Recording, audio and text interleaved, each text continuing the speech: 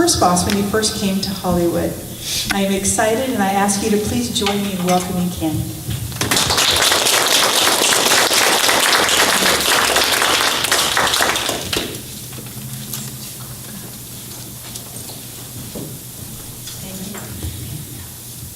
I brought notes. In past years, I never brought notes, but as you get older, you have to start writing notes.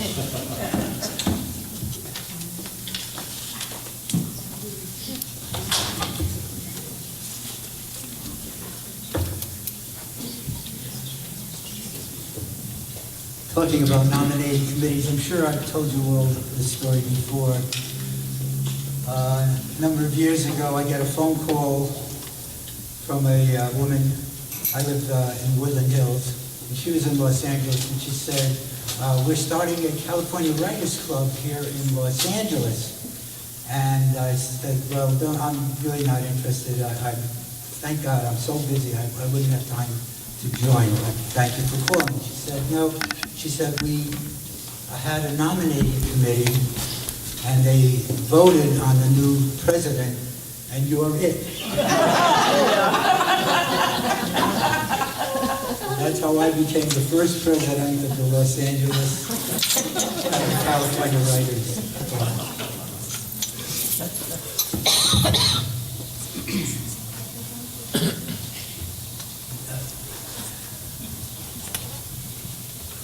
There was a music festival not too long ago, and a rapper came up to perform.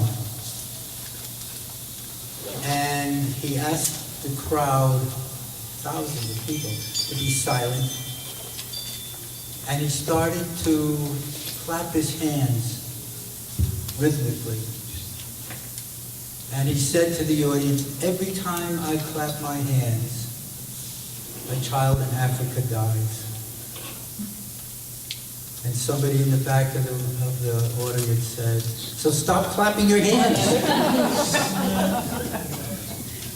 That was actually sent to me as an opening pitch for a manuscript. And it had attacked all the senses. First of all, it talked about a music festival. We've all seen pictures of those if we haven't attended ourselves. A rapper, we either love rapping or we hate rapping. There's no in between. And then clapping his hands got your curiosity up. And then a very serious subject, the death of children in Africa, which was immediately followed by levity, so stop clapping your hands. It had all the elements of a grabber. And those of you who have written letters pitching your material, those of you who write manuscripts or write screenplays know that you have all of about 15 seconds to grab your reader. You've got to grab him with your opening. This cover letter certainly grabbed my attention, and I'm sure the writer used it with other cover letters as well. And from that, she led into her story, which was about a child who escapes from Africa and travels on his own to eventually get to Canada. Very compelling story. Let me get a sense of the audience here. How many of you write or wish to write screenplays? I'm trying to. That's good. And how many of you are authors? You say you're a book writer. Yeah. Okay. Well, the number of pitch markets that have existed over the years in Los Angeles have dwindled down to maybe one or two. If I can take a moment to brag, we started it. There had never been a pitch market in Los Angeles or anywhere until my wife took me to a flea market. And I saw all these kiosks, one after another, and each one was selling something. And I said to myself, gee, wouldn't this be great if these were all producers or studio executives, and I could go from kiosk to kiosk pitching my material? That would be terrific. And then I started to think about, well, why can't I do it? And I was teaching a class at Pierce College at the time. I called up 4 of my executive friends who were running production companies or studios, and I asked them if they would come and listen to the pitches from the students in my class, because they, frankly, were very good writers. They came, we put one in each corner of the room, and everybody got a chance to pitch from one to another to another. And it was a great experience for the writers, and the executives were surprised at how good the stories were. Well, the next week, I must have gotten a dozen phone calls from other executives who said, hey, Ken, why didn't you invite me? I would have come. I would have liked to hear stories. Well, from that, we started to do something on a yearly basis, and then we were doing it twice a year, and we created a word called PitchMart, and it's now known throughout the industry. And then we started to get a lot of people who started to steal our ideas and started doing their own. It happened in every industry. I mean, really did. But we were always known as the granddaddy of them, and some executives even said, better than the granddaddy, you're the best of them. Because we were getting top executives. The others were getting lesser people from the different companies to listen to the pitches. We've had a number of movies made over the years, a number of books that we've sold, a number of plays that have been produced. We've been written up in every writer's magazine. The LA Times has written about us on 3 different occasions. Variety, the Daily Reporter report on us all the time. We've been on the Oprah Winfrey Show. Many of you may have seen me there. All Things Considered on NPR, and on and on and on. We've really had a lot of success. And it all comes down to the pitch. When you're meeting these executives, what we would do, I mean, we started with 1 in each corner, we started with 4. Now we have 25 top executives in the studios, production companies, studios. We have managers, we have agents. And it's exclusive just to the writers in my workshop, and my correspondent people who fly in from all over the world. And I was telling Bob before, they come in from Romania, and Russia, Canada, Australia, Ireland, just to name a few. And they've got 2 minutes to try to get somebody to read their material. 2 minutes. Not to buy it, but to read it. You're not telling them a story. You're getting them to want to read your material.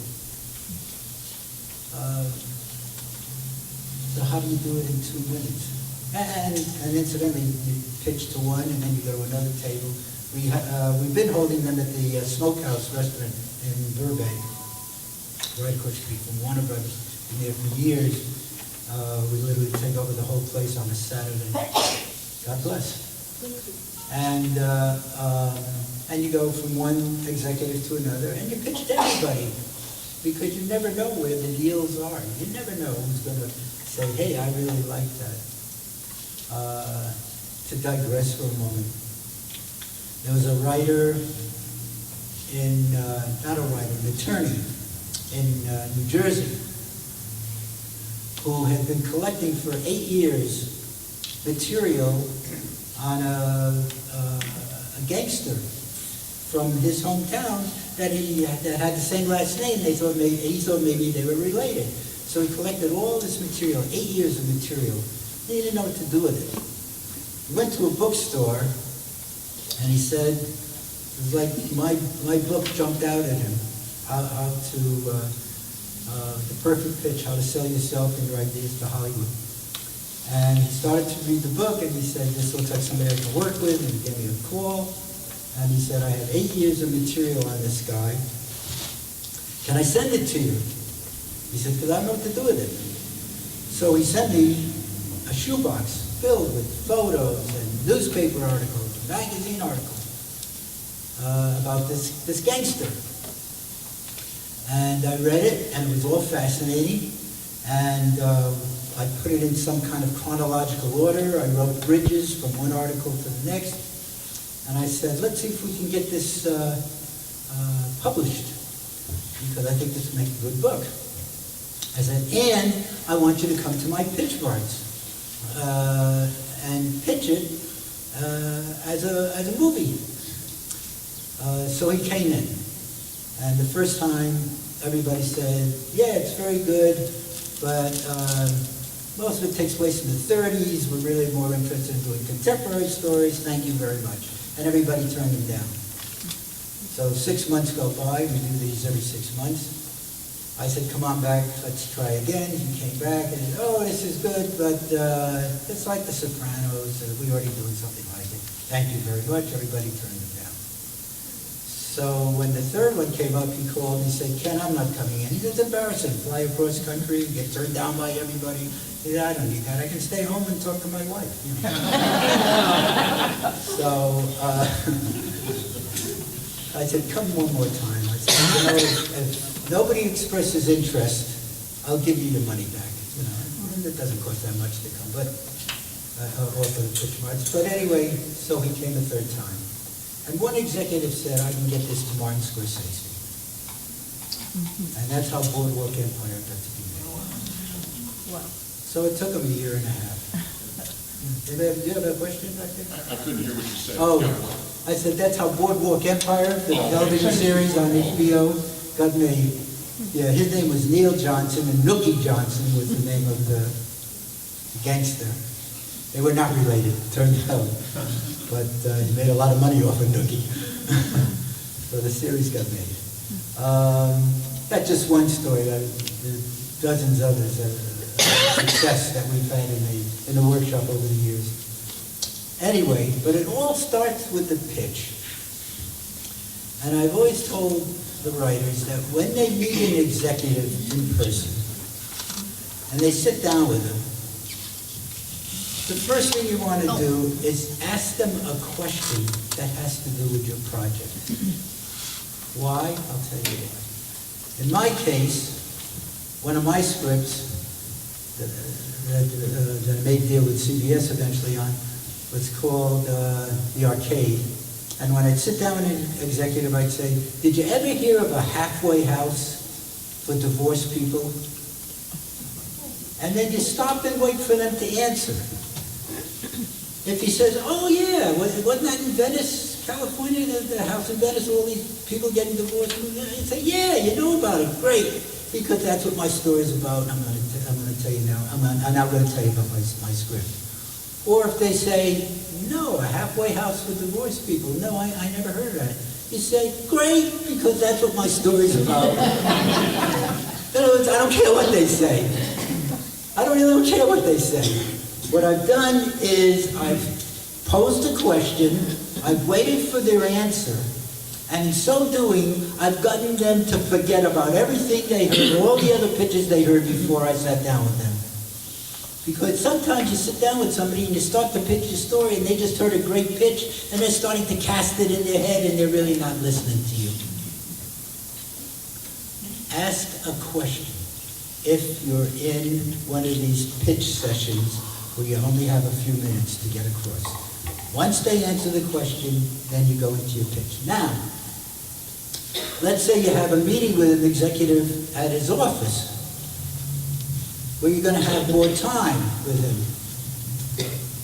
You can pose the question, that's one way of doing it. I find infinitely more interesting is to tell him a story of how I came up with the story. All of us have stories because we just didn't wake up in the middle of the night and say, oh, I got a great idea for a movie. It all comes from somewhere, something in your background. From the sum total of all the experiences in your life, something jumped out at you and said, I've got to write about this. And those stories are infinitely more interesting. On the arcade, instead of saying, do you ever hear of the halfway house for divorced people? If I'm sitting at a meeting where I know I've got an hour with the guy, I'll say to him,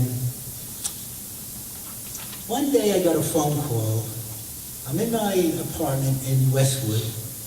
I get a phone call that they're having a reunion of all the people that had lived in this house that we called the arcade because it was on Arcadia Drive in Venice. Having a meeting of everybody that ever lived in the house. See, the house was owned by these two attorneys, divorce attorneys. And when one of their clients got divorced and would say to them, I don't know what the hell I'm going to do. I'm getting divorced from my wife. I don't know where to move. I don't know where to go. They would say, I got just the place for you. There's this house in Venice, and it's all filled with my clients. They're all divorced people. And you'll have some camaraderie with other people who are going through the same thing as you. And we try to divide it evenly, so there's 6 men and 6 women living in the house at all times. And you can only stay there 6 months, and then you have to move on. But it's great to regenerate your values, get yourself focused again. So I get this call, and I go to the house. I haven't been there in probably a couple of years. And people who were presently living in the house were serving dinner. And I saw some of the people, most of the people that I had lived in the house with. We hadn't seen each other in a while. And we hugged and kissed, and it was great. We all sat around and ate. The hostess for that day was the person who was presently sleeping in the bed that he used to sleep in. And after we finished, this house had the only swimming pool in all of Venice, California, in all of Venice. They passed on a joint. Everybody took a toke on it. And then we took all our clothes off and we all went into the pool. And we stood on the edge of the pool holding hands. And Marshall Williams was on the other side of the pool and he yelled across, hey, Rotcop, you're a writer. Why don't you write about Arcade? Why don't you write about what it was like to live here? And I said, yeah, that's great, Marshall, I'll think about it. And as I drove home, I did think about it. And I remembered all the funny things that happened, and all the sad things that happened, the times we laughed, the times we cried. I remember when I first got to the house, I rang the doorbell, and this lady opened up the door. She said, Ken Rotcop? I said, yes. She turned around and started to fall, and I grabbed her. And she said, good, you can be trusted, come on in.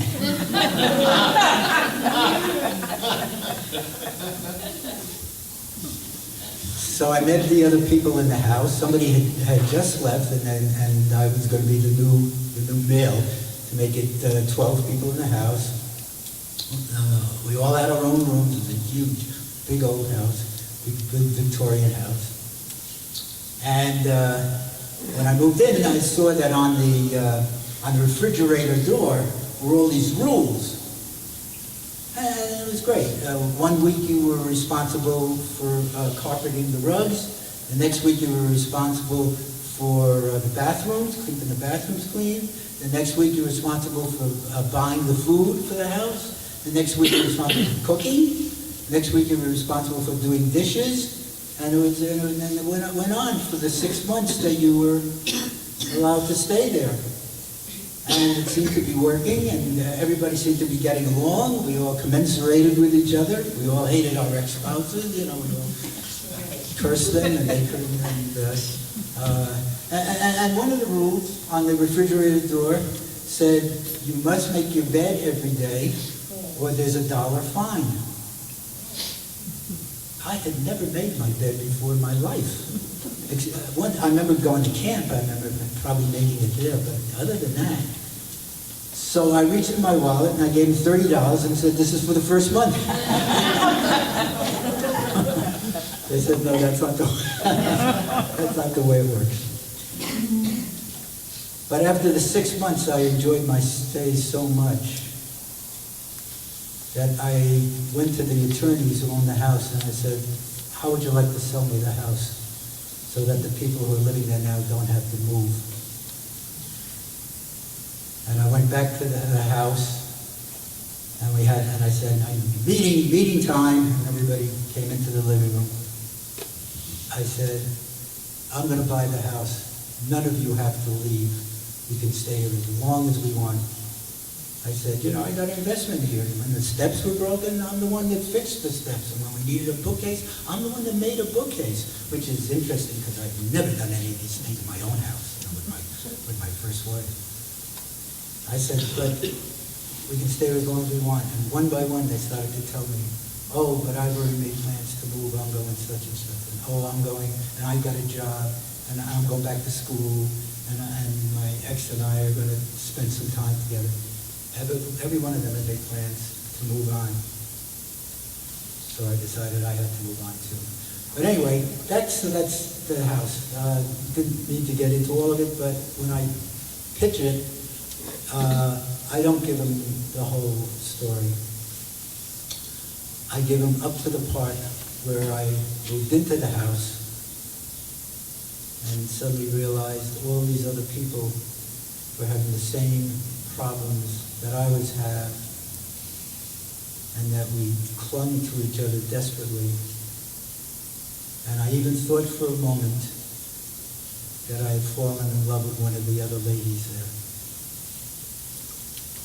If you'd like to read my script, I'll be glad to get it to you. I always end the pitch by saying, would you like to read the script? And I always try to leave it with a cliffhanger. I just try to do the setup of the story. Set the story. Don't give away anymore. I tell the writers at these pitch marks that we have, if an executive says to you, well, that's all great, but how does it end? Say, I'm not going to tell you how it ends. Read the script. And if they say, well, I'm not going to read it unless you tell me, then get up and walk away from them. They're not there to do their job. That's their job.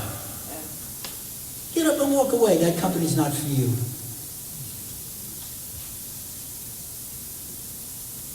Now, sometimes an executive will say, gee, that really sounds good. Send me a synopsis. Send me a synopsis. Do not send synopsis. There is no way. Oh, and they all want them in one page. One page. I said to an executive, why not 2 pages or 3 pages? And the dummy said, because I might lose the second and third page. Remember, when you're dealing with executives, you're dealing with people who came to Hollywood to be actors or directors or writers. They failed as actors, they failed as directors, they failed as writers, so they became executives. They are so envious of your talents because you can fill a blank page with words. They are so envious, so jealous, that you have something to say and they don't. Don't ever walk into a meeting, hat in hand, or on your knees because you're so thrilled to death that this executive is going to meet with you. They need you as desperately as we need them. Don't ever let them bully you or play big shot with you. Jerry Eisenberg, big shot. And when I was first starting out, my agent got me a meeting with him.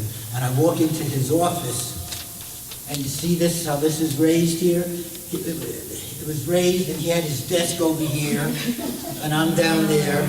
And there's a window behind him with the sun coming through the window. So I'm blinded looking up at him like he's God.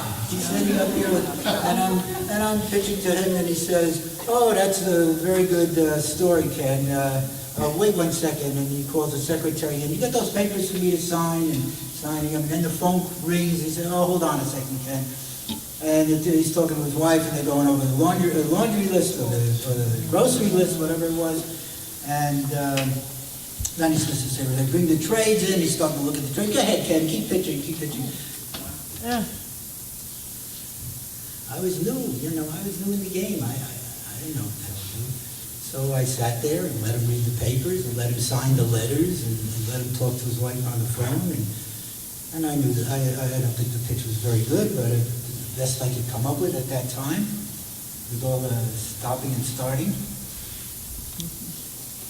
And at the end he said, "That was very good, Ken, I'll be in touch with your agent." And I left, and I never heard from him again. Now 3 years go by. Suddenly I'm an award-winning writer. Suddenly the studios are calling my agent, "How can we meet with Ken Rotcop? Would you like to meet with Ken? What's his next idea? What is he working on now?"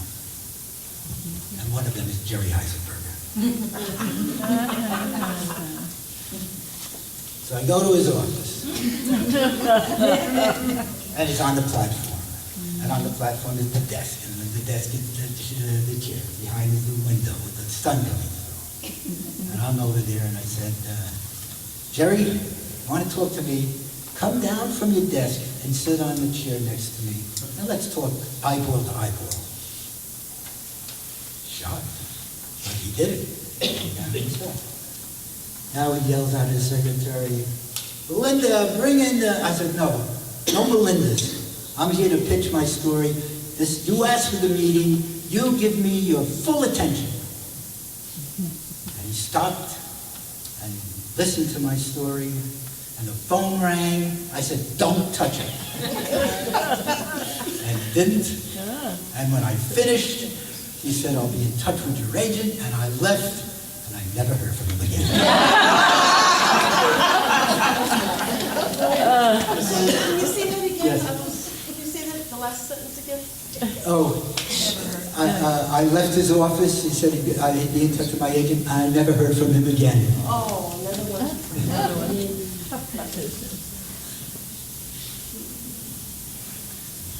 So you got 2 minutes if you're meeting somebody. If you're sending a letter of introduction, come up with something clever to start that letter with. Don't start it with "I have this wonderful idea for a story." Well, of course you think it's wonderful. Or 4 studios are considering this project now. Well, 4 studios considering it. Why are you saying it to this guy? Don't do that. Start it with an interesting story, like the one I started with. Find yourself, even if it's a joke, if you go online and look for jokes about writing or jokes about the particular subject that your story's about, something to grab their attention, and then go into your pitch. And keep it short. Keep the pitch short. Just entice them to want to read your script. As I say, I usually go up to the first act. What is it that puts the protagonist into action? What is it that happens in that person's life? Now, if you're pitching to somebody face to face, you do your pitch, and then you say to them, "Would you like to read the script? Or do you have any questions?" to let them know you're done pitching. And then if they're interested, they'll ask you questions. And I said, as I said to you earlier, the one question you're not going to answer is, "How does it end?" You're not going to tell them how it ends.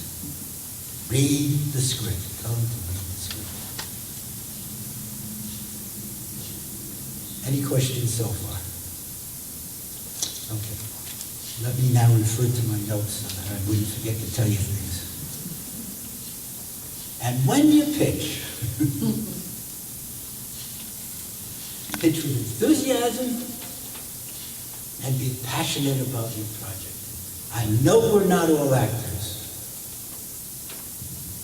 but it's your baby that you're talking about. It's your baby. This is something that you gave birth to.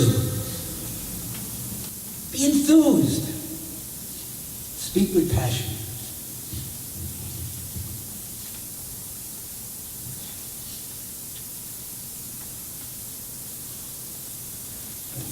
Years ago, I was speaking at Women in Film in Los Angeles. My daughter, who is married, lives in Berlin, was in. I said, "You want to come listen to me speak?" "Sure." So she came to the meeting. She came with a friend of hers. They're sitting in the audience. Said, if there's nothing else that I taught my children, my two girls, it's be enthused about anything you do in life and do it passionately. I said, isn't that true, Kimberly? My daughter's here from Germany. Kimberly stands up and says, I never heard you say that, Daddy. I mean, you want to kill your kids sometimes. True story.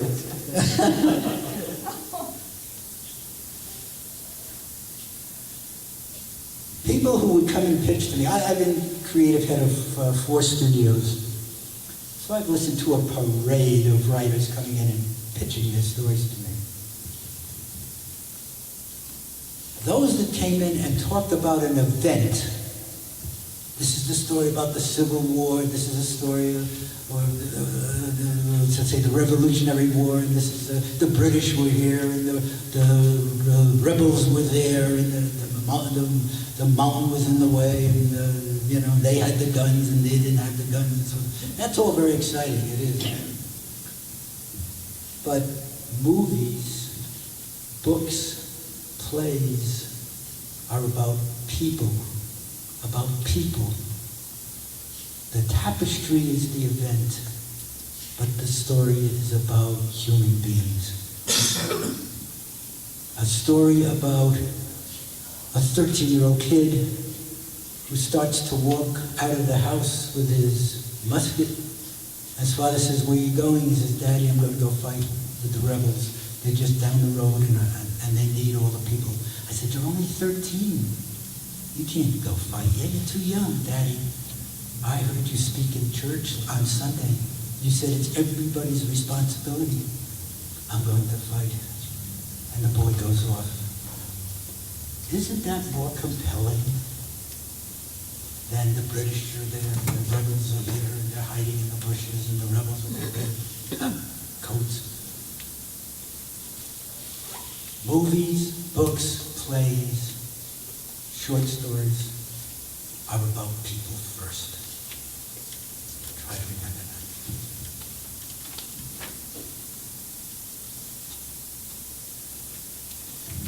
Anybody here want to write a TV series? No, good.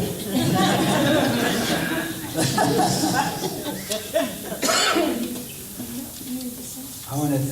Wait. There's slow hands here. The concept. And then there's the overview. And the overview in 2 paragraphs is what the series is about. And then the next page is running characters. A thumbnail on all the characters who will be in it on a week-to-week basis. Just a couple of lines, not going into their whole history, but where they are when we meet them. The next page after that is possible episodes. And there you're going to list 6 or 8 possible episodes for the series. And again, just in thumbnail, 2 or 3 lines. Again, the setup. What's the setup for the scene? The page after that, and this is the most difficult page for most new writers to write, and that is your bio. What is it that makes you so important that a network should give you $6 million to go off and shoot a pilot? Now, the answer to that question, ironically, is to write about something that you're an expert in, but they really do need you. Okay? I have a guy that works for, one of my writers in my workshop, who works for NASA, and he wrote about the first colony on the moon. And he knew all about it. He knew all the right words to use. He was an expert, and if he wasn't an expert, he knew who the experts were, who he could go talk to. That made it easy for him. Another woman, I don't know if I want to get into this, although it was she sold it as a Lifetime movie, but she worked with a woman in a correctional institute who had carved fetuses out of pregnant women because she was crazy. I don't know why. But this gal was an expert on it because she worked with this gal, and we sold it as a Lifetime movie. But for a series, if you can bring some expertise to that bio that you're going to write, and then the last page is why the network should make the series, and in it you can quote from other successful shows of the same genre. This one was a success. This one was good. You don't want to quote from one that failed. You want to quote from shows that were successful. And that's called a Bible, and you include that with your script. And I have a couple that these are rather elaborate. They don't have to be as elaborate as these two, but these are the two people that asked for these. You wanted one, and our lady, Lady over here. and over here too. Okay, I'll get it to you. Just take a look at this. See what a Bible looks like. And I'm going to pass that back to our teacher.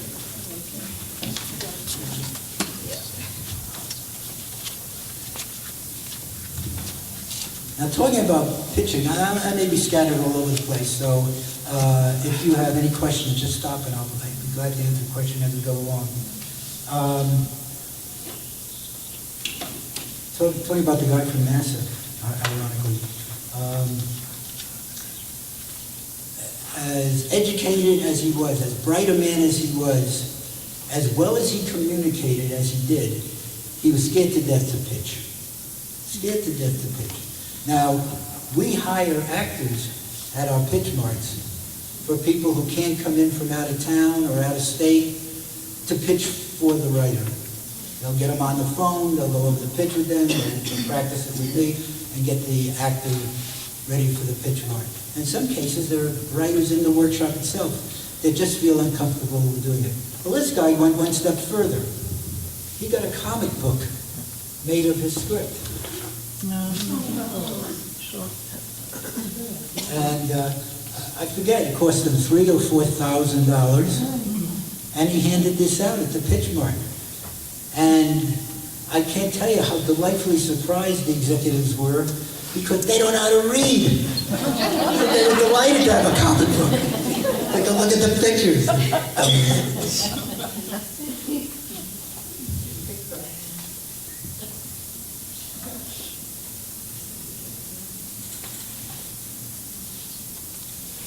If you're writing a nonfiction book, in your cover letter, you must focus on why the content will be beneficial to the reader or why the reader will care. Okay? If you're writing nonfiction, you've got to ask yourself, who is going to be better for having read my book? Or why should they care? I mean, I've read a number of manuscripts that have come to me from writers who have lost loved ones and write about what it's like to go through the suffering with them at the very end. And when it's over, they said, somehow I will go on. Not enough. Not enough. We all say when we lose a loved one, somehow I will go on. But what is that next step? What can you offer somebody who may be grieving or about to grieve, preparing themselves to grieve? What can you offer them that they haven't heard before? Then you've got a book that can sell. Now, last time I was here, and that's a couple of years ago, somebody handed me a book, and if you're here today, please raise your hand. I asked Bobby, he couldn't remember who it might be. Somebody wrote a book about a singer during the big band era, when big bands were at their height. And it was a very interesting book. I read it. and contacted her. Obviously, she's not here today. If you should write a book about somebody in the movie business or television, but that goes back a ways, you want to get it to my publisher. He's the only one that I know who publishes this kind of book. Right now, the one that's coming out is about Gale Storm. The last book I did was about Marvin Kaplan, the character actor. Many of you may remember him as in Mad, Mad, Mad World being thrown through the window by Jonathan Winters. But he was a regular on Alice and Becker and a couple of other TV series.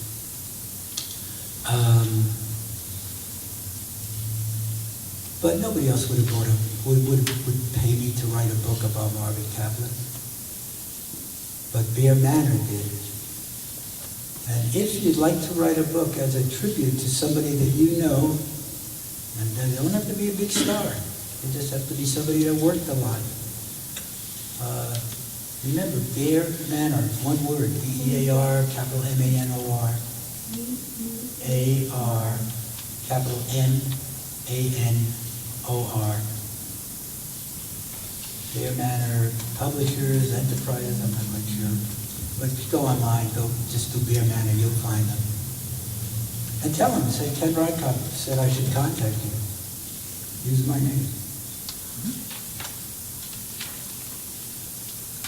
The other thing Bob wanted me to talk about when we were here 2 or 3 years ago, we went to the Correctional Institute in Victorville.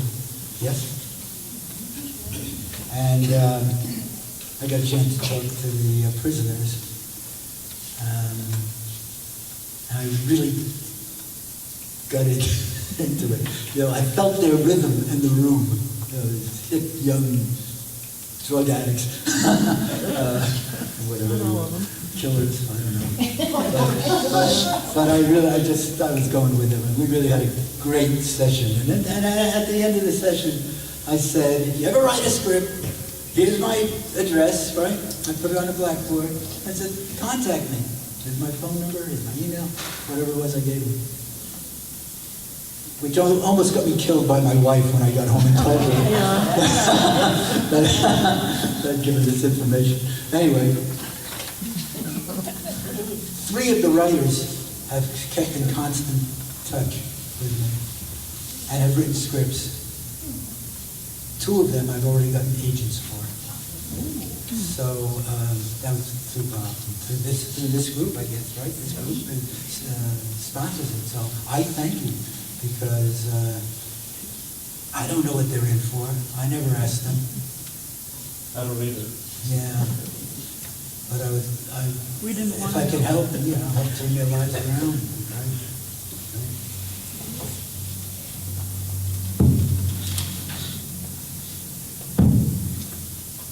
Here are notes that I jotted down yesterday when I knew I was coming here. Of things that I think are important. That have nothing to do with anything we talked about. If you have a problem with the 3rd act of your script, the real problem is in the 1st act.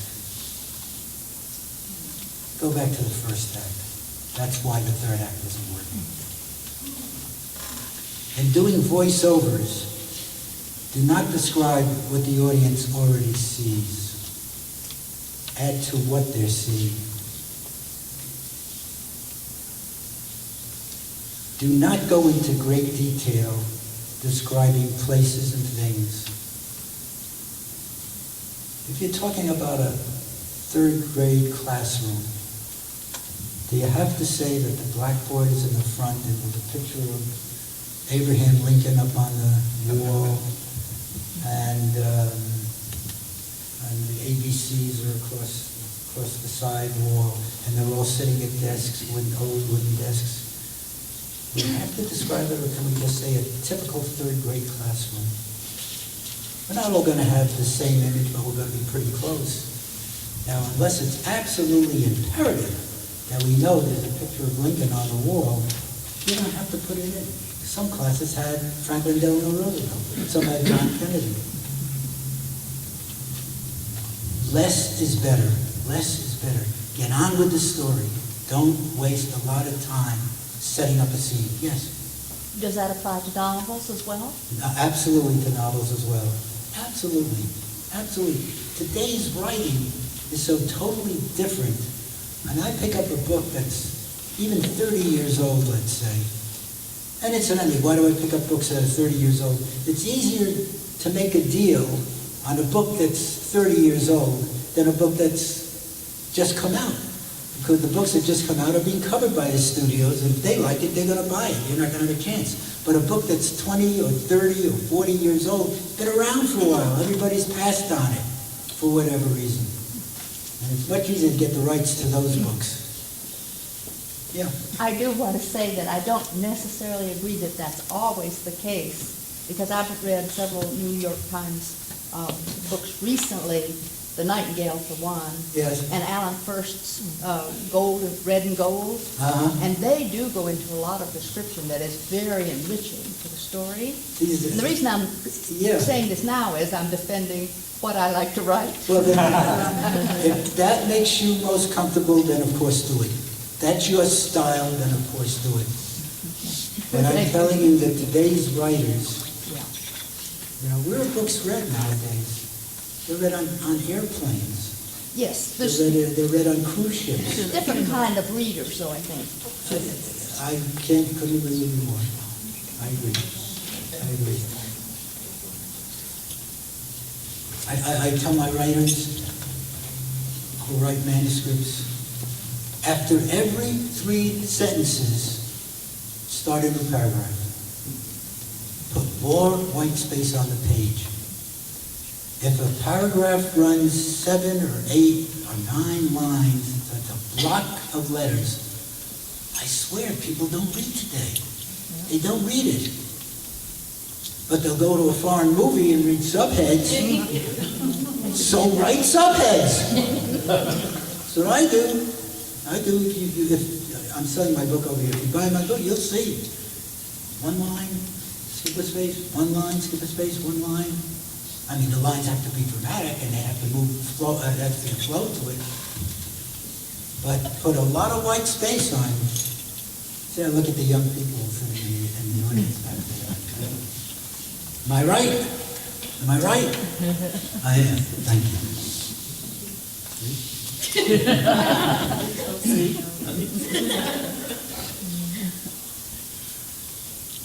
Use foreign language sparingly. You can set up that a character speaks with an accent, but particularly for screenplays, don't keep writing it so that it's difficult for the reader to read. They have enough trouble reading straight English. Have something going on when your characters are giving exposition. The most difficult thing for writers to write is exposition and keeping the story moving forward. In a novel, you can stop the action and write page after page after page of exposition. And as long as it's interesting, it'll work. In a screenplay, you don't have that luxury. You've got to move the story forward while talking about something in the past. Keep the characters in action. Have them doing something. So they're not just sitting. You just don't have talking heads. Write all descriptions in present tense for screenplays. And basically this is Kurt Vonnegut's lines, not mine. Don't bore your audience. Don't bore your audience. Look over your scripts and ask yourself, do I really need this scene? Does this scene really tell me more about the character? Does this scene really move the story forward?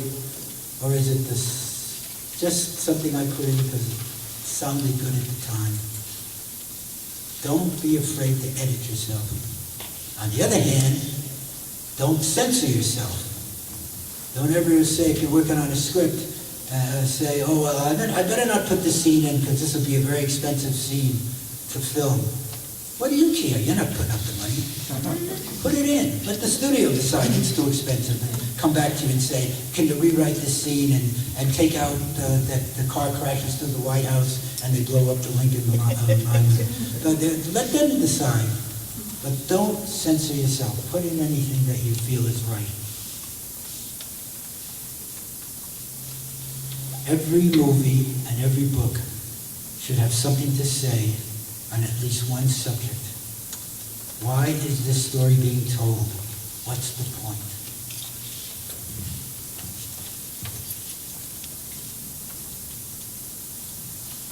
Movies are boring when characters don't have a goal. Every single scene should be driving towards something. Every single scene should be driving towards something. I say to my workshop, I said, if you have 68 scenes in a movie, how many of them should be conflict-driven? And the answer is 68 scenes. Now, there are bridges. There are scenes that take you from one place to another. Okay, I'll give you those. But every other scene has to be conflict-driven. Otherwise, there's no reason for that scene. Now, conflict can be anything from two guys meet in a park and one guy has a gun and he points it at the other guy and says, give me your money or I'm going to blow your brains out. And the other guy says, I dare you, go ahead, do it. Do it. We got conflict, don't we? If the guy with the gun says, give me your money or I'll blow your brains out, the other guy says, well, hold on a second, and reaches in and takes his money and hands it to him. No conflict. No conflict. Or pull something out of my own life. When I was running studios, I'd come home from the studio. My wife would say, honey, take out the garbage. I'm really tired. And I'd say, you're tired? You're tired? Remember the day I had at the studio today? Come on, honey, that's your job. Take the garbage out. No problem. No. Please, take out the garbage. Honey, do I bother you during the day? You got the whole house to yourself during the day. I'm at the studio. Take the garbage out. And we stand there looking like two idiots. But we have conflict. Okay, it's not a gun point. Nobody's pointing a gun. But it's conflict. And you do hang in there to say, well, how are they going to resolve this? What are they going to do? Tell you another one from the true life. This actually, both of these actually have happened. When Kimberly, our firstborn, when the gal that stayed with her for the first 6 weeks, when she left, and we were alone with this baby for the first time by ourselves, it's now like 3 in the morning, and little Kimberly starts to cry. And my wife turns to me and says, honey, go change her diaper. And we had the same argument, like with the garbage. Hey, I've been at the studio all day. I'm exhausted. I got to be up early. I got big meetings in the morning. I got to be sharp. Change her diaper. Honey, change her. We went on for 20 minutes while that baby cried. I wouldn't tell the story if it wasn't me who got up and changed the diaper. Not only that night, but that became my 3 o'clock assignment to change the diaper. But I mean, neither of us wanted to give in. Not a biggie, but for that moment it was big. Conflict in every single scene that you write. Otherwise, that scene is not necessary. Find something in it that somebody can be opposed to. Don't censor yourself. We talked about that. Don't worry about budgets. Okay. Do I have time to give everybody a quiz? Short quiz? Yeah, we can do that either now or we can do it after Rick. It's up to you. After Rick, we're also going to do Q&A, so it's up to you. Okay. Getting tired of me? Would you rather take a break or you want to hear this now? Take a break. Take a break. Okay. You're getting tired of me. No, they're never getting tired. We're going to break this for a short.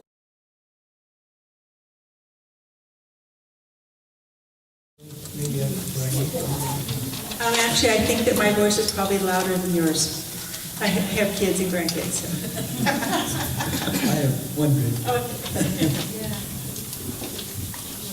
Yes. How would the pitch differ if you were pitching a child's book? How would it be different? Yes. How would a pitch be different? Pitching it as a book or as A child's book. child's book? Yeah, it wouldn't be.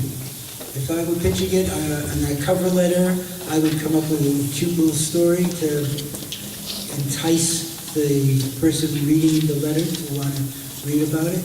And then, is it a full story with a beginning, middle, and end, or is it? It is. Well, in the same way, then tease them with the setup, what the setup of the story is, who the character is, what their predicament is. I'm sorry? With a person pitch, you could start with a question. Starting with Yeah, if the question is, would you start with a question? If you were having a one-on-one with absolutely, start with a question, yeah. So like maybe with Mary's book about the blue-tongued skink, I can't say it very well. Have you ever heard of a blue-tongued skink? You know, that type of thing. Yeah, good, yeah, that's yeah. Do you know how you would pitch your story? Do you know how you would pitch your story? No, she doesn't. Well, okay, so, There you go, there you go. Amy, so you gotta tell me a little bit about it. Have you ever had your house moved? Have you ever had my house moved? No. Well, that's what my story's about. And two little girls and how they go through both good and bad to get their house moved. Two little girls, tell me again. Two little girls whose house has to be moved for the new freeway. And what happens, how it's done, and how it affects the girls, how it's happening. Where are their parents? Parents are there. Parents are there. So it's two little girls who live in this house with their parents, and the house has to be moved. And tell me a little more. Tell me a little more about the story. The two little girls have a playhouse. It has to be moved too, and they get involved with the actual preparation for it. There are other things that happen, particularly in the moving of the house itself, and what almost keeps it from not happening. Okay, so because I don't know the whole story, what I'm going to tell you may not have anything to do with it, but it'll give you an idea. When two little girls find out from their parents that they're moving, not only are they moving, but they're moving their house, it also means their playhouse in the back has to be moved. The two little girls love where they live. They love the area. They love their friends. And so when it comes to moving, they're not going. Would you like to read that script? Does that help you? Jen, are you okay with Q&A?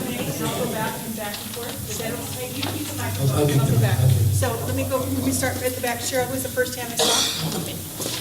Yes. No, just be loud, real loud. Okay. Bob, you have a question? Yes, my question is, you started to talk about TV series and everything, and I'm noticing Netflix comes up with a series about every week or every other day. They do. And just enormous. Is this a good time for a writer to consider doing a TV series? Only if you have a reputation. Netflix is not buying material from new writers. They're going after top writers, top actors, top directors, paying them a much lesser fee, but they're shooting these pictures in much lesser time than it would take to do a full-length feature. But they're building up a library. Just a second. Did you tell me in the back? Right here. Oh, yeah. Cheryl? Good afternoon. I want to know, is it better to have your story, your book complete before you start pitching it? And is it better to do a pitch in writing or just try to work hard to get a meeting with someone? As I mentioned earlier. If you can get a meeting, it's terrific. Right now, we're dealing with an electronic age, and almost everything is done on computers. They won't take a meeting with you, I'm talking generalizations, they won't take a meeting with you until they've read your material and they want to pursue it. They want to move further. Yes, they want to read whole scripts. And it better be very, very good for them to read the entire thing. But it's very difficult to get meetings nowadays to pitch something. That's why my pitch mark is really like the last of its kind, you know. As I said, there were a lot of people who copied me, and they've all fallen by the wayside. Okay, I'm next. Getting back to episode TV, there's a trend now that we see 9 weeks as a package. Yes? It used to be 22, 23. Right. Okay. So is it still expensive to run 9-week episodes? Or are they just testing the waters to see if they're going to go for another 9 after that, or however they're just deciding? The goal is 5 years. They can get a series on doing 9 episodes for 5 years. Everybody's going to make enough money to retire to Paris. Stand up, Liz next, and then right after this. Would you tell us a little bit about your pitch part, and is it available to us? Okay, I will later. I saved the commercials to the end. Oh, I have to tell you this. This has nothing to do with pitch part. Well, I don't know. When we were on the Oprah Winfrey show, and my wife and I were watching it when it appeared, it was like 2 weeks later, I guess. I said to my wife, she called me a guru. Oprah Winfrey called me a guru, and my wife said, isn't that wonderful? Now take out the garbage. Yeah. I have a story about the garbage. The question is, we had another speaker that came in and told us that if you're older than 40 years old, don't bother to even try TV. Do you agree with that, or do you think it's okay to be older than 40 years old? Well, it's never okay to be older than 40 years old. But, television is a young man's game, there's no question about it. But there are a lot of writers older than 40 who are making a good living out of writing for television. Absolutely. They don't care how, in truth. Now that doesn't mean you take a meeting with one of these executives, you know, and you see he's all of 21 years old or something, you know, and got the job because his uncle runs the company. Yeah, he'll be intimidated by you, no question about it. But forget about those idiots. These are idiots. You don't want to deal with these people anyway. They only care about your script. They don't care how old you are. They don't care what the color of your skin. They don't care what your background is, if you've been in prison or you haven't been in prison, whether you're from the United States or you've climbed over a wall to get here. They don't care. If your script is good and it can make them money, not awards. They don't care about awards. We, the writers, we care about awards. You know, if you come to my office, you'll see all these awards lying. It doesn't mean anything. I mean, it means stuff to me, but to executives, it doesn't mean anything. Although I will say this, when I was creative head of Canon Films, Menachem Golan was the owner of Canon Films, and he built in my office a bookshelf, and he told me bring all my awards in. So I did. I brought him into the office. And whenever he'd have a guest, he'd bring them into my office and he'd say, here's some of the awards that we won.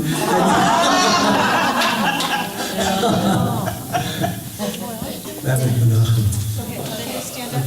Linda, stand up. Okay. Did I answer your question? Yeah. Okay.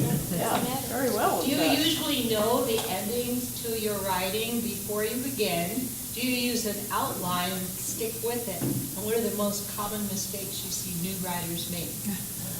Wow. Okay, well, There's a lot to unpack.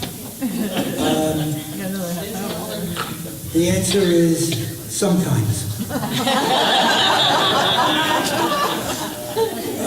Sometimes I know where I'm going, and sometimes I don't. And sometimes the characters take me, they tell me where to go with the story. Those are always exciting moments that I feel like I'm just a secretary. They're talking to me, they're telling me, no, Ken, that's not right. I wouldn't say it that way. I would, and I'm getting it down as fast as I can. And sometimes, I'm way ahead of them. I know what my punchline is, because a good story is like a joke. It's got a punchline at the end, building to a moment. And when you expect one thing, they give you something else. Like the joke I told earlier, children dying in Africa, stop clapping. You wouldn't, that's a punchline that you don't expect. What are some of the mistakes that first-time writers make? I think the biggest one they make is that they always think that their autobiography is so fascinating that that's the story that they want to tell. And sometimes it is, but many times it's not quite as interesting when they get it on paper as it was as they saw it in their heads. And if in fact a story, all stories are still told in 3 acts, no matter how the world changes, goes all the way back to Greek mythology, and it's a 3-act structure. And we can bend it here and bend it there. But the 3rd act is a resolution. The 3rd act is the resolution. And a lot of these stories don't have resolutions. Why? Because the autobiography doesn't have a resolution. Somebody said to me, well, why don't you tell these people to write it when they die?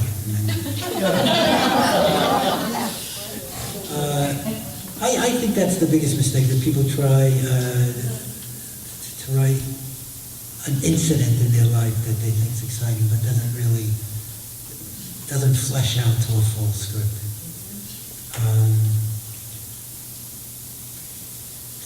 A lot of new writers overwrite. They overwrite. They say something, and then the next paragraph is, what I mean by that is, and they repeat themselves. And then repeat themselves a 3rd or 4th time. They'll have characters say something. For instance, here's an example. Back to the gun again. This guy comes home, and on his way home, somebody jumps out of the bush with a gun, and this is a true story, and pushes him into the light and says, oh, he's holding a gun on him, pushes him into the light and says, oh, you're not the right guy. And the guy disappears. Well, my friend, you can imagine, his heart was palpitating. He goes home. Now, if you were writing this, we would see. Guy jumps out of the bush, has a gun, it's dark, pushes the hero into the light, puts the gun to his head and says, oh, you're not the right guy. And he leaves him. Now he goes home, and his wife says, oh my God, looks like you've seen a ghost. What happened to you? Now we're way ahead, because he's just written what happened to him.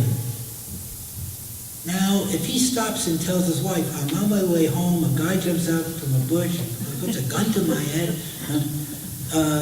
it slows down the story, brings the story to a screeching halt. Because we're way ahead, we're waiting. So we can't see him come home. We got to see him home. We got to see the wife put a cold compress to his head and say, did you get a good look at him? Did you see what he looked like? Let's call the police. What have I done? I've moved the story forward. She's now heard the story. She's heard the story. We don't have to hear it hear him repeat it. We've seen it, we know he's told it a story. This is called the Gestalt theory. Gestalt is if I make this in your minds, you close it up and make it a circle. Gestalt says we don't have to repeat things over and over again. Say it once and then pick it up after the fact and continue the story. Most new writers make that mistake. They'll repeat, he'll tell the story to her again, then the kids come in, Dad, what happened to you? You know, and he tells the story a third time. Does that answer your question? Certainly did, thank you.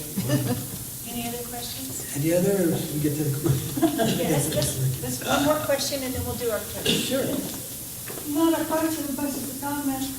On television, they have an ad about Hallmark books, and I checked that out, and Hallmark Publishing is taking manuscripts from unauthorized sources, new writers.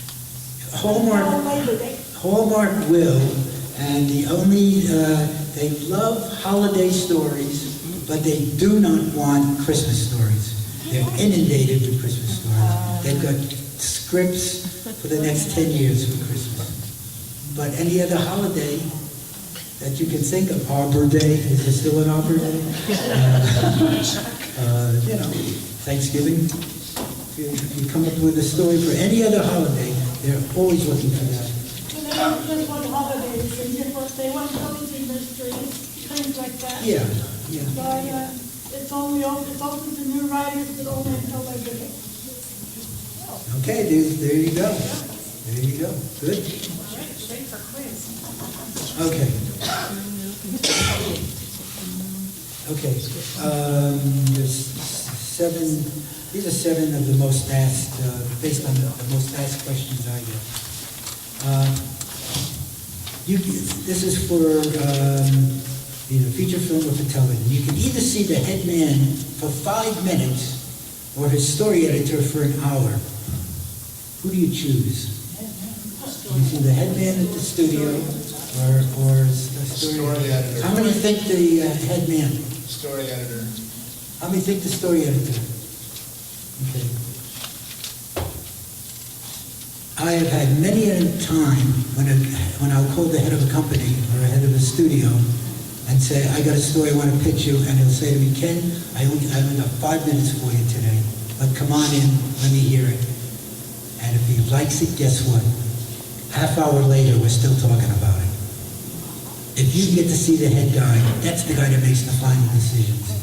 Always go for the head guy.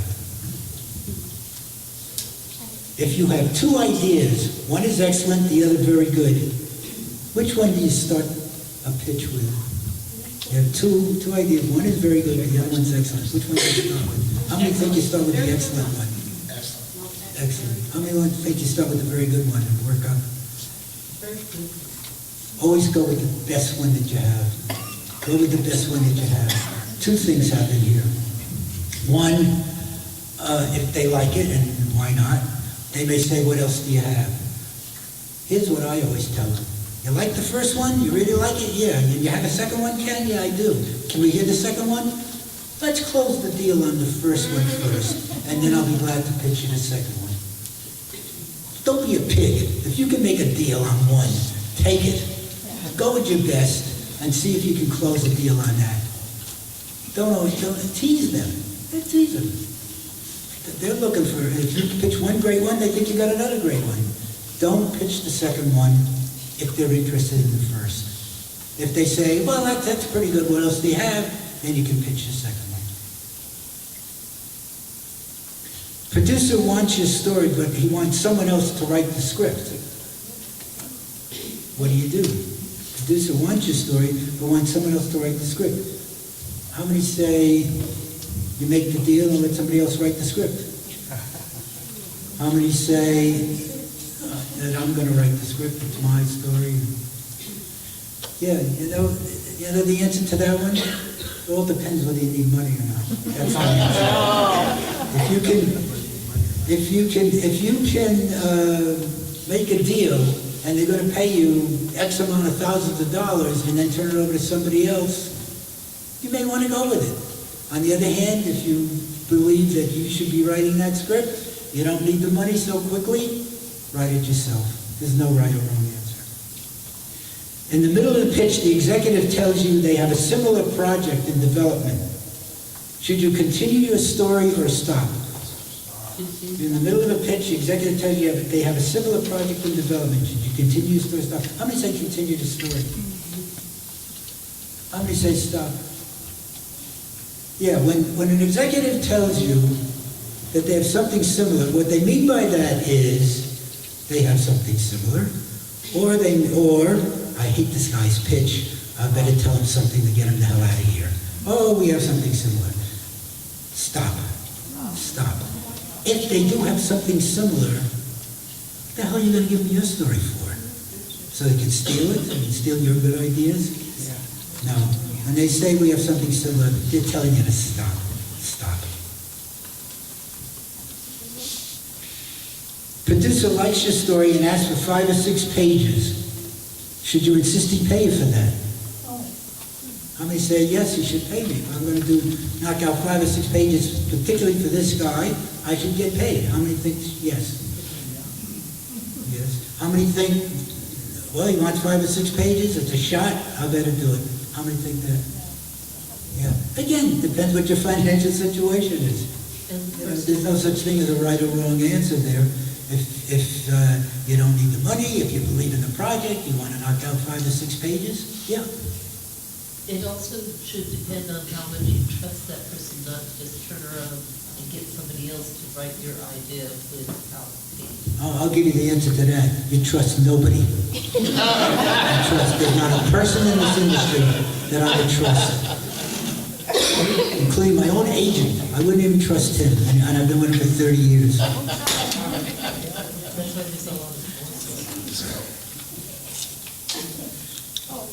There's a site that you can go to of lawsuits in the entertainment industry. I don't know if any of you have gone to it. It's fun.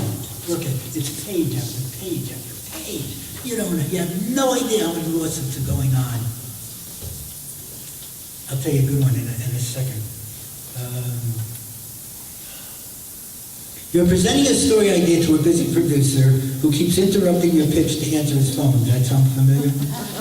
Should you A, be patient, B, tell him you'll come back another time, or C, ask him not to take calls during your presentation?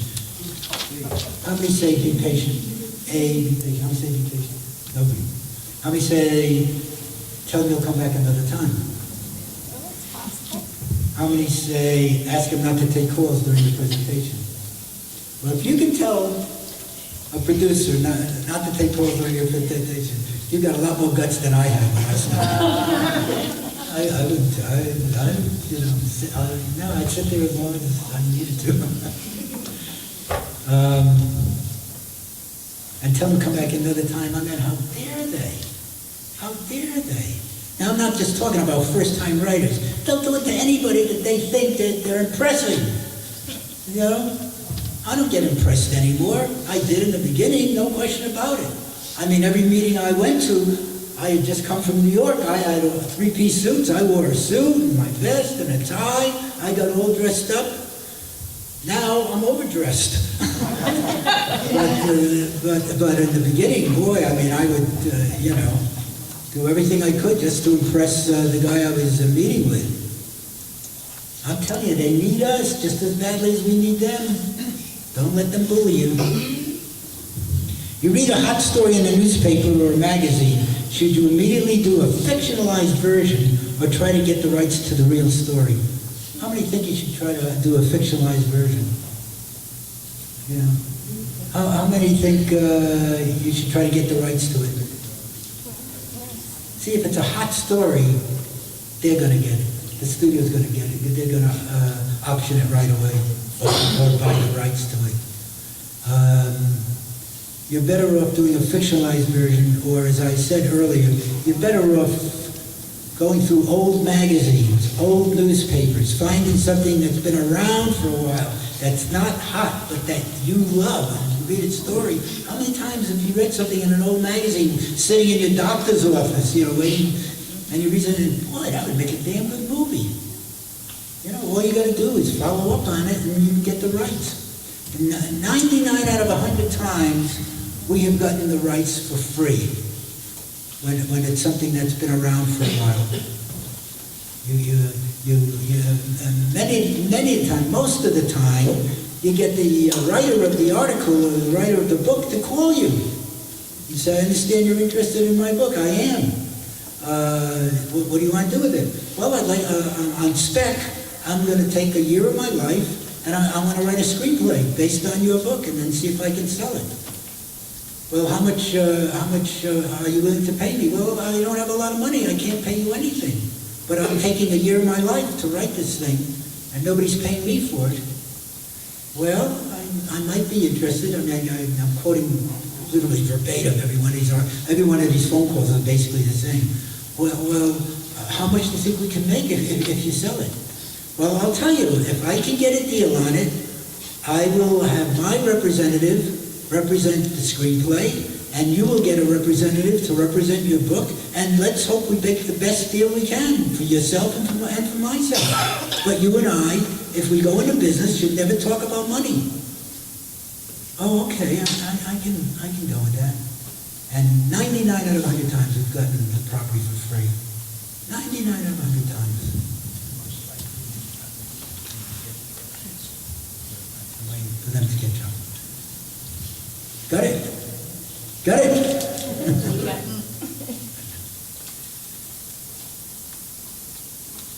A producer loves your story, options it from you, then asks you to make changes that you don't believe in.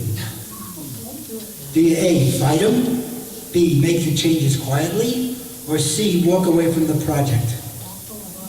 How many say fight them? Where was I thought you people had a lot of guts before. You were gonna. Boy. How many say make the changes quietly? How many say you walk away from the project? Yeah, God, you would do that? Again, there's no right answer. If you're looking for an answer, you're not going to get it. I probably would say to him, I don't believe in these changes, but I will make them to the best of my ability, and you'll see after I do, you'll want to go back to my original script. I'll do that. If he's paying me, that means he owns it. If he's optioned it, he owns my story for a period of time. If he's bought it, he owns it in perpetuity. So it's his. He owns it. And I am now a gun for hire. And if I don't do a good job, he can fire me. Put another writer on.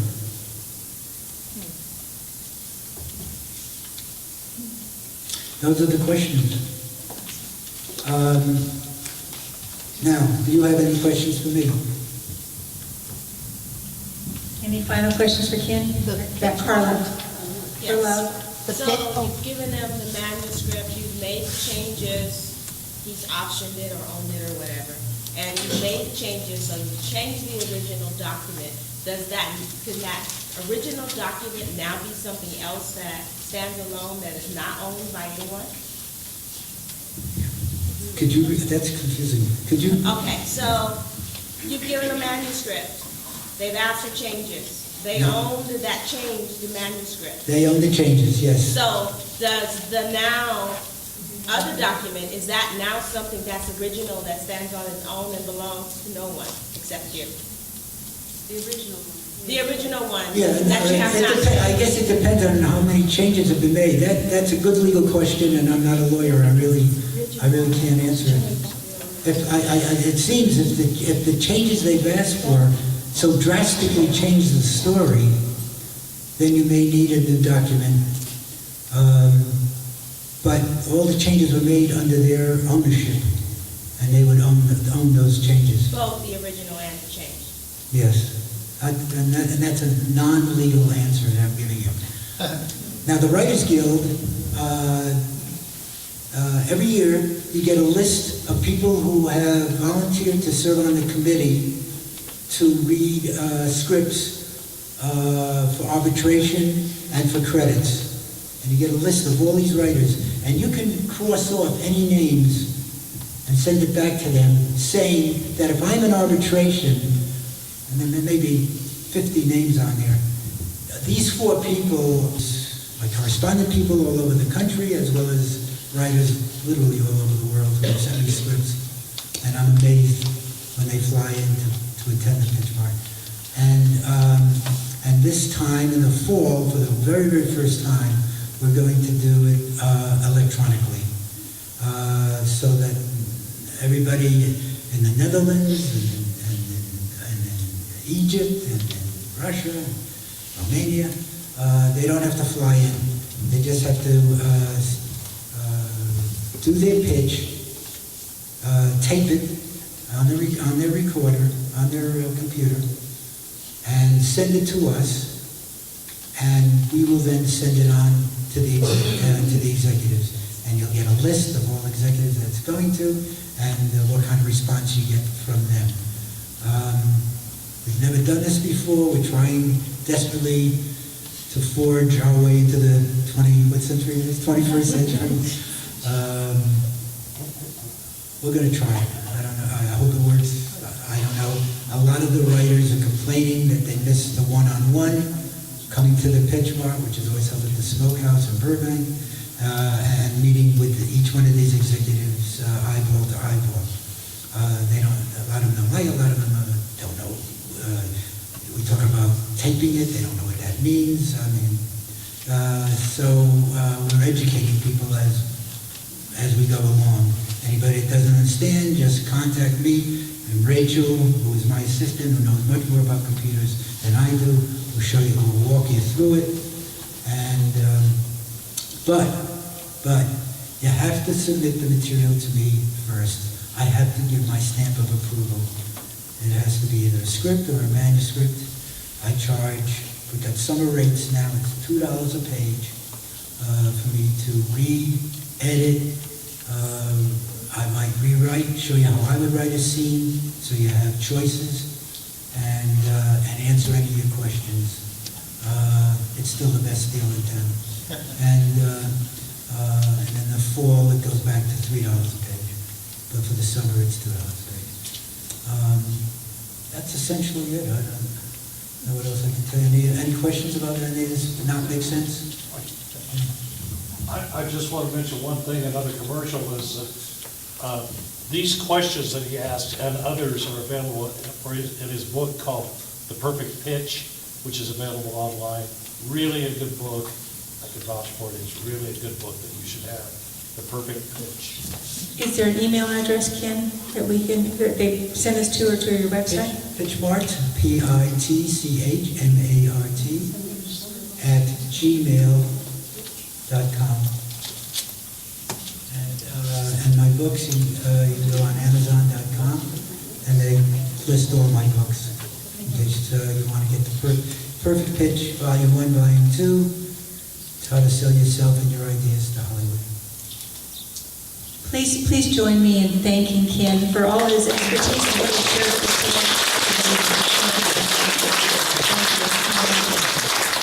today. Lorelei,